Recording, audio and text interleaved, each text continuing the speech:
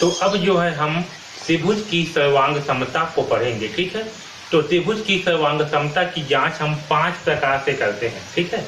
उन पांचों प्रकार को जो है हम एक एक करके बहुत ही अच्छे ढंग से समझेंगे। ये टॉपिक जो है बहुत ही ज़्यादा इम्पोर्टेंट टॉपिक है, तो इस वीडियो को जो है बहुत ही ध्यान से देखिए और अच्छे ढंग से समझिए। ओके, तो चलिए स्टार्ट करते हैं त्रिभुज की सर्वांग समता। तो देखिए पहला क्या कंडीशन है। तो पहला है भुजा कोण भुजा सर्वांग समता, ठीक है। यानी कि दो त्रिभुज है, तो देखिए हम कैसे पता करेंगे कि दोनों त्रिभुज जो है सर्वांग समता है। यानी कि कैसे जो है हम पता करेंगे कि दोनों त्रिभुज की आकृतियां जो है वो समान है। ओके, तो इसके लिए क्या है, पहला मेथड भुजा कोण भुजा, इसे एस के नाम से भी जानते हैं। एस मतलब side, A means angle, S means side. Okay, तो एस के नाम से भी इसे जानते हैं, ठीक है। शॉर्टकट में क्या बोलते हैं, एस भुजा कोण भुजा।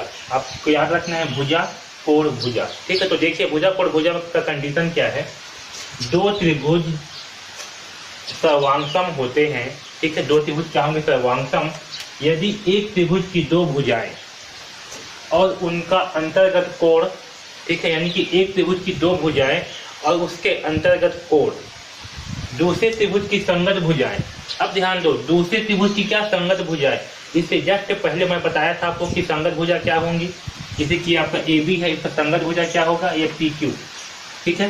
ए सी का संगत भुजा क्या होगा, पी आर, और बी सी का संगत भुजा क्या होगा, क्यू आर। तो दूसरे त्रिभुज की संगत भुजाओं और उनके अंतर्गत कोण के बराबर हो। आया समझ में क्या बोल रहे हैं, देखिए जैसे कि क्या बोल रहे हैं, यदि एक त्रिभुज की दो भुजाएं और उसका अंतर्गत कोण, यानी कि जैसे कि अगर हम जो है एक त्रिभुज है, ये इसकी दो भुजाएं, एक भुजा है ए बी, एक भुजा है ए सी, ठीक है। तो ये दो भुजाएं ले रहे हैं, ये दो भुजाएं और इसके अंतर्गत कोण कौन सा होगा, कोण ए होगा। इनकी दो भुजाएं और इसके अंतर्गत कोण कौन सा होगा, ये वाला कोण। क्योंकि इन दोनों भुजाओं से कौन सा कोण बन रहा है, ये वाला कोण बन रहा है, तो ये वाला कोण। दूसरे त्रिभुज की संगत भुजाएं, यानी कि इसके संगत भुजा क्या होंगी, ए बी का संगत भुजा क्या होगी आपका, ये वाला पी क्यू जो है ए बी का संगत भुजा होगा। ओके, और ए सी का संगत भुजा क्या होगा, पी आर, वैसे संगत कोण क्या होगा, पी, ठीक है। तो अगर पहला त्रिभुज का ए बी भुजा ए सी भुजा के बराबर दूसरे त्रिभुज का पी क्यू भुजा और पी आर भुजा बराबर हो, यानी कि ये भुजा इसके बराबर हो और ये भुजा इसके बराबर हो, और इसके संगत कोण यानी कि कोण ए के बराबर ये कोण पी हो, तो हम क्या कहेंगे कि त्रिभुज जो है सर्वांग समता है। ओके, है समझ में। यानी कि अगर ए बी बराबर क्या हो, पी क्यू, ओके, व ए सी बराबर पी आर, ओके, और कोण ए बराबर कोण पी हो, तो क्या होंगे, त्रिभुज जो है सर्वांगसम होंगे। इसी प्रकार से देखिए, ये तो पहला कंडीशन, मतलब पहला कोण भुजा। इसी प्रकार से हम ए बी भुजा ले सकते हैं और ये बी सी भुजा ले सकते हैं, ठीक है। अगर ए बी भुजा लेंगे और बी सी भुजा, ये दोनों जो है पी क्यू और क्यू आर, ये दोनों आपस में बराबर हैं, और अगर बी कोण और क्यू कोण भी बराबर होंगे तब भी क्या होंगी, सर्वांगसम होंगी। इसी प्रकार से अगर बी सी और ए सी, उसी प्रकार से क्यू आर और पी आर, ये दोनों भुजा बराबर हो और कोण सी कोण आर जो है बराबर हो, तो क्या होंगे, त्रिभुज जो है सर्वांगसम होंगी, ठीक है। तो ये पहला नियम के अंतर्गत भुजा कोण भुजा के अंतर्गत जो है ये तीन कंडीशन से सर्वांग समता हो सकते हैं, ठीक है समझ में। दो भुजा और उसके संगत कोण, ठीक है, वो क्या होंगे, अगर दोनों त्रिभुजों के बराबर होंगे तो त्रिभुज जो है क्या होंगी, सर्वांग समता होंगी, ठीक है। तो ये है आपका पहला कंडीशन, इसे नोट करके रख लीजिए। ओके, अब चलिए हम दूसरे प्रकार का जो है देखते हैं त्रिभुजों की सर्वांग समता के लिए क्या कंडीशंस होते हैं। ओके, इससे पहले क्या देखा था, भुजा कोण भुजा, यानी कि दो भुजाओं और एक उसके मध्य का कोण अगर दोनों त्रिभुज में समान होंगी तो त्रिभुज क्या होंगी, सर्वांग समता होगी। ओके, अब जो है देखेंगे कोण भुजा कोण, ठीक है, इसे ए के नाम से भी जानते हैं। क्या रखना, क्या, कोण भुजा कोण, इसमें क्या समझ में आ रहा है कि दो कोण होंगी और एक भुजा होगी, है ना। तो देखिए दो त्रिभुज सर्वांगसम होते हैं यदि एक त्रिभुज के दो कोण व उनके बीच की भुजा दूसरे त्रिभुज के संगत कोणों व उनके बीच की भुजा के बराबर हो।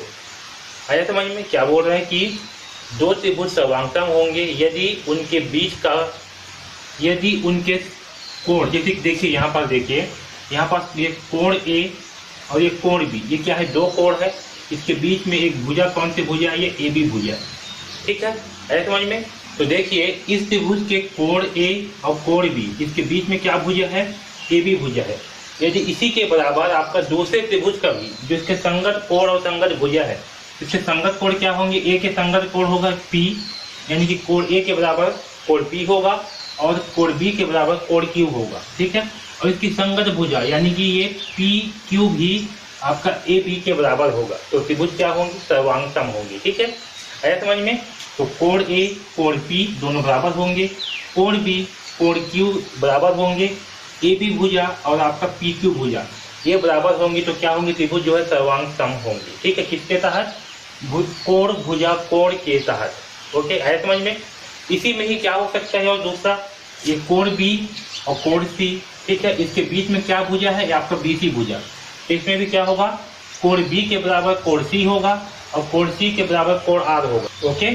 और ये बी सी भुजा के बराबर आपका ये क्यू आर भुजा होगा, तो त्रिभुज क्या होगी, सर्वांग सम होगी, ठीक है। इसी प्रकार से कोण सी कोण आर ये दोनों आपस में बराबर होंगे और कोण ए कोण पी ये दोनों बराबर होंगे और साथ में ये आपका ए सी भुजा और ए पी आर भुजा भी आपस में बराबर होंगे, तो त्रिभुज क्या होगा, सर्वांग होंगे, ठीक है। तो इन तीनों में से कोई भी एक जगह पे अगर लागू होगा, कोई भी कंडीशन लागू होगा, तो क्या होगा, त्रिभुज जो है सर्वांग होगा। किसके तहत, तो कोण भुजा कोण के तहत जो है सर्वांग होगा, जिसे शॉर्टकट में हम ए के नाम से भी जानते हैं, ओके, है समझ में। तो दो कोण के बीच की भुजा अगर दोनों त्रिभुज में समान हो, ठीक है, उसके संगत कोण और भुजा भी समान हो, तो त्रिभुज क्या होंगी, सर्वांग होगी, ओके। तो ये था हमारा दूसरा कंडीशन, इसे भी नोट करके रख लीजिए, ओके। अब देखिए तीसरा नियम में क्या है, मतलब तीसरा कंडीशन क्या है कि तीसरा कौन से कंडीशन से होगी जिससे हम त्रिभुज की सर्वांग समता की जांच कर सकते हैं। तो देखिए तीसरा नियम क्या होगी, भुजा भुजा भुजा सर्वांग समता, ठीक है, इसे हम एस के नाम से भी जानते हैं। तो क्या है, भुजा भुजा भुजा सर्वांग समता, इसका मतलब क्या है कि दो त्रिभुज में यदि एक त्रिभुज की तीनों भुजाएं दूसरे त्रिभुज की संगत भुजाओं के बराबर हो, तो वे त्रिभुज सर्वांग सम होते हैं, ठीक है। इसका मतलब क्या है कि ये जो त्रिभुज है इसकी तीनों भुजाएं, ठीक है, इसको तीनों भुजाएं जो है दूसरे त्रिभुज की संगत भुजाओं के बराबर हो, यानी कि ये ए बी है, इसके बराबर आपका ये पी क्यू होना चाहिए, ओके, ए बी के बराबर और बी सी के बराबर क्यू आर, क्योंकि बी सी का संगत भुजा क्या होगा, क्यू आर, और अगर ए सी भुजा जो है इस पी आर के बराबर हो, ठीक है, इसे हम क्या कहेंगे, ये जो है आपका भुजा भुजा भुजा सर्वांग समता कहलाएगा, ओके, आया समझ में। तो क्या होगा, ए बी जो है आपका पी क्यू के बराबर होगा, बी सी जो है क्यू आर के बराबर होगा और ए सी जो है पी आर के बराबर होगा, ठीक है। तो इसे हम क्या कहेंगे, इसे जो है हम भुजा भुजा भुजा सर्वांग समता कहेंगे, ओके ओके। तो अगर दोनों त्रिभुजों की संगत भुजाएं जो है आपस में समान होंगी, तो त्रिभुज क्या होंगी, सर्वांग सम होंगी, ठीक है।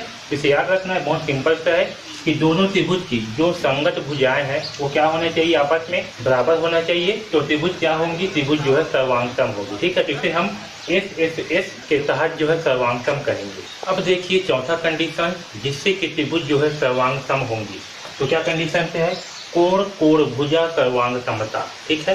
क्या है, कोण कोण भुजा सर्वांग समता। तो देखिए इसमें क्या है, दो त्रिभुज सर्वांग सम होते हैं यदि एक त्रिभुज के दो कोण तथा एक भुजा दूसरे त्रिभुज के संगत कोणों तथा भुजा के बराबर हो, यानी कि कब होंगी, जब एक त्रिभुज के दो कोण, जैसे कि इसमें का ये कोण इसके बराबर है और ये कोण इसके बराबर है, ठीक है, दोनों में क्या होना चाहिए, संगत कोण होना चाहिए। जैसे कि ये कोण है कोण सी, इसके संगत कोण क्या होंगे, कोण ए, ये दोनों बराबर होना चाहिए। कोण ए इसके संगत क्या है, कोण डी, ये दोनों बराबर होना चाहिए। और इसकी कोई एक भुजा, जैसे कि अगर ये भुजा बराबर है आपका बी सी भुजा, तो इसके संगत भुजा यानी कि ई सी भुजा जो है संगत होगा, तो क्या होगा, ये जो दोनों त्रिभुज हैं क्या होंगे, सर्वांग सम होंगे, ओके, है समझ में। तो इसमें क्या है, जब दो कोण, दो संगत कोण जो है और एक भुजा अगर दोनों में बराबर होंगी, तो त्रिभुज क्या होंगी, सर्वांग सम होंगी, ओके, है समझ में। इस प्रकार से जो है कोण कोण भुजा सर्वांग सम होंगे। ओके, आया समझ में। देखिए यहाँ पास भी हम 3 कंडीशन से देख सकते हैं, जैसे कि यहाँ पास पहला कंडीशन से क्या था, कोण ए बराबर कोण डी, ठीक है, कोण सी बराबर कोण एफ, ओके, और कोई भी भुजा जो है बराबर हो सकते हैं, ठीक है, ये भुजा भी हो सकता है, ये भुजा भी हो सकता है, ओके, आया समझ में। तो यहाँ पास जो है लिख लिए हैं ई एफ बराबर, सॉरी यहाँ पास बी सी बराबर ई एफ, ठीक है, या ए बी बराबर डी ई, ठीक है, या ए सी, अगर ए सी आएगा तब तो फिर जो है आपका दूसरा नियम में आ जाएगा, ठीक है। तो इसमें जो है ये दोनों भुजा में से कोई भी एक भुजा हो सकते हैं, ओके। तो ये हुआ पहला कंडीशन। दूसरा कंडीशन क्या हो सकता है कि आपका कोण ए और कोण डी बराबर हो, कोण ए बराबर कोण डी हो, व कोण बी बराबर कोण ई हो, ठीक है, कोण बी बराबर क्या हो, कोण ई हो, ठीक है, और कोई एक भुजा, इसमें भी हम ले लेते हैं एसी भुजा को, ठीक है, एसी भुजा, ठीक है। तो इसमें जो है ये 3 कंडीशन हो सकते हैं, ओके। तो जरूरी नहीं है कि यही कोण जो है आपस में बराबर हो, ये कोण भी बराबर हो सकते हैं, और फिर ये कोण भी बराबर हो सकते हैं, ठीक है। तो यहाँ पास मैं लिख दिया हूँ जैसे कि कोण ए कोण डी बराबर होंगे, कोण सी कोण एफ दोनों बराबर होंगे, इसमें बी सी भुजा ई एफ दोनों बराबर होंगे, या तो फिर ए बी भुजा, ये ए बी भुजा या डी ई भुजा ये बराबर होंगे, तब क्या होंगे, त्रिभुज जो है आपका सर्वांग सम होंगे। उसी प्रकार से इसी में ही कोण ए कोण डी के बराबर होगा, कोण बी और कोण सी, कोण बी और कोण ई ये दोनों आपस में बराबर होंगे, और ए सी भुजा यानी कि ये भुजा ए सी डी एफ के बराबर, या तो फिर बी सी ई एफ के बराबर हो, ओके, या तो फिर कोण बी कोण सी के बराबर, कोण सी कोण एफ के बराबर, और आपका ए सी भुजा डी एफ के बराबर, या ए बी जो है डी ई के बराबर हो। तो इसे जो है हम कोण कोण भुजा सर्वांग समता कहेंगे। तो याद रखना कि दो त्रिभुजों के दो संगत कोण और एक संगत भुजा अगर आपस में बराबर हैं तो त्रिभुज क्या कहलाएंगी, सर्वांग समता कहें। अब देखिए सर्वांग समता का 5वां कंडीशन क्या है। तो 5वां कंडीशन से है यदि जो त्रिभुज है वो क्या है, समकोण हो। तो समकोण कर्ण भुजा सर्वांग समता, इसे क्या नाम दिया गया है, समकोण कर्ण भुजा सर्वांग समता। देखिए इसका मतलब क्या है, दो समकोण त्रिभुजों में एक त्रिभुज का कर्ण व भुजा दूसरे त्रिभुज के कर्ण व संगत भुजा के बराबर हो तो वे त्रिभुज सर्वांग सम होंगे, ठीक है। तो अगर दो जो है समकोण है, क्या है, दो जो है समकोण है, तो अगर समकोण के दो समकोण के कर्ण जो है आपस में बराबर हो, और अगर उनकी कोई एक संगत भुजा, अगर ये भुजा बराबर, अगर बीसी भुजा और ये क्यू आर भुजा दोनों भुजा क्या हो, आपस में बराबर हो, कोई एक संगत भुजा बराबर हो, अगर ये और ये हो सकते हैं, या ये या फिर ये भुजा जो है बराबर हो सकते हैं, ठीक है। तो कंडीशन से क्या है समकोण त्रिभुज में कि इसका जो कर्ण है वो जो है कर्ण के बराबर होना चाहिए, और कोई एक भुजा इस भुजा के बराबर होना चाहिए, ठीक है। तो वे त्रिभुज क्या कहलाएंगे, सर्वांग सम कहलाएंगे, ठीक है। तो ये है आपका समकोण कर्ण भुजा सर्वांग समता। इसमें क्या है, एक समकोण होना चाहिए, एक कर्ण जो है बराबर होना चाहिए, और कोई एक संगत भुजा जो है बराबर होना चाहिए, ठीक है। तो यह है आपका समकोण कर्ण भुजा सर्वांग समता। तो इन 5 नियमों के द्वारा, इन 5 कंडीशन के द्वारा जो है हम किसी भी त्रिभुज को बता पाएंगे कि त्रिभुज जो है सर्वांग सम है या नहीं है, ओके, आया समझ में। तो इन 5 कंडीशंस को जो है आपको याद करना है, इसे जो है दिमाग में बैठा करके रखना है, ओके। तो हमने जो है त्रिभुज की सर्वांग समता के लिए 5 नियम देखे। कौन कौन से नियम, यहाँ पास आप देख सकते हो बोर्ड में। तो पहला है भुजा कोण भुजा, इसमें क्या होना चाहिए, संगत भुजा, संगत कोण और संगत भुजा बराबर होना चाहिए। दूसरा था कोण भुजा कोण, इसमें क्या होना चाहिए था, संगत कोण भुजा और संगत कोण ये जो है बराबर होना चाहिए था। तीसरा पड़े भुजा भुजा भुजा, तो दोनों त्रिभुजों की तीनों भुजाएं जो है आपस में बराबर होना चाहिए। उसके बाद चौथा पड़े थे कोण कोण भुजा, तो इसमें 2 संगत कोण और एक संगत भुजा जो है बराबर होना चाहिए। और 5वां पड़े समकोण कर्ण भुजा, इसमें जो है एक समकोण होना चाहिए, कर्ण जो है आपस में बराबर होना चाहिए, और संगत भुजा जो है आपस में बराबर होना चाहिए, ठीक है। तो इन 5 नियमों के आधार पर ही जो है हम त्रिभुज की सर्वांग समता की जांच करेंगे, ओके। तो इस वीडियो में बस इतना ही। अगर आपको कुछ भी समझ में नहीं आ रहा हो, कुछ भी डाउट हो, तो आप जो है बिल्कुल पूछ सकते हो, ओके। अगर आपको वीडियो अच्छे लग रहे हैं तो प्लीज़ लाइक ज़रूर कर दीजिएगा, और इस चैनल को सब्सक्राइब कर लीजिए, क्योंकि इस चैनल में आपको जो है कक्षा 9वीं के गणित विषय के सारे अध्याय के वीडियोस जो है मिलने वाले हैं। ओके, तो चैनल को सब्सक्राइब जरूर कर लीजिए और बेल आइकॉन को दबा दीजिए, जिससे कि आपको जैसे ही वीडियो अपलोड हो तो आपको जो है नोटिफिकेशन मिल जाए और आपको एक भी वीडियो जो है मिस मत हो।